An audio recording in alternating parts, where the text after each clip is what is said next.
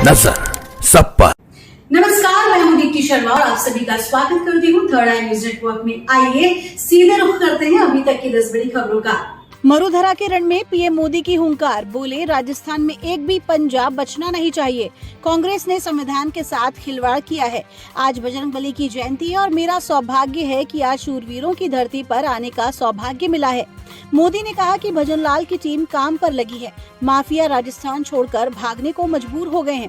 कहा अभी तो भजनलाल सरकार की गाड़ी चलना शुरू ही हुई है, टॉप गियर में आना बाकी है।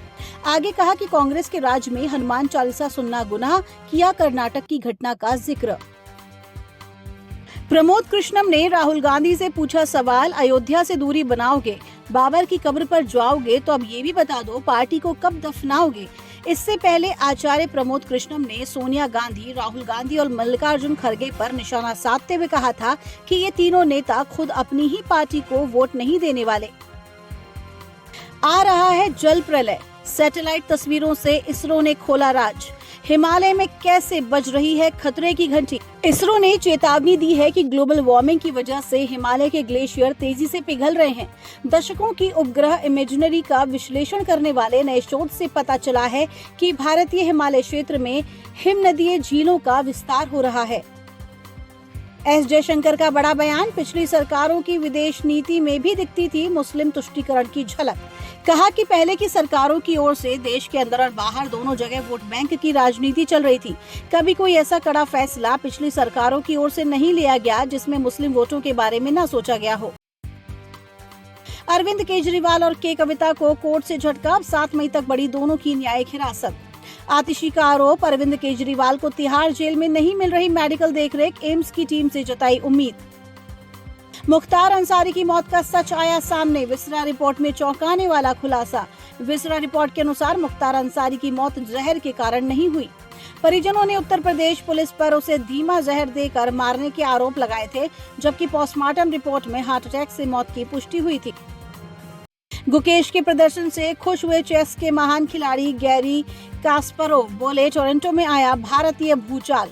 चीन ने अंडर 23 एशियन कप के अंतिम ग्रुप मैच में यूएई को हराया।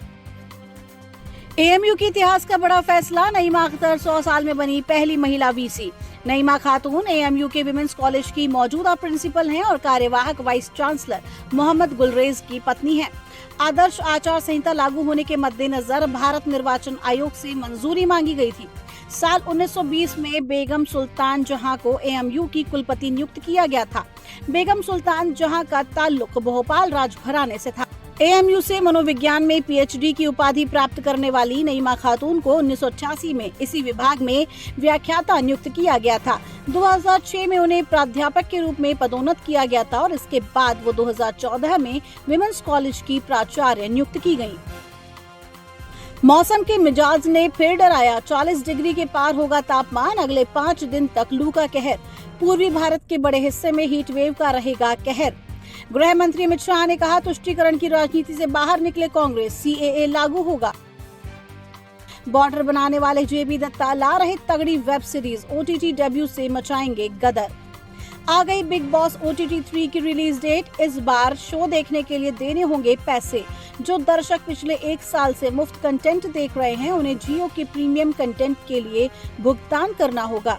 प्रसिद्ध गायिका उषा उत्थुप और मिथुन चक्रवर्ती को मिला पद्म भूषण, चयन समिति को दिया धन्यवाद।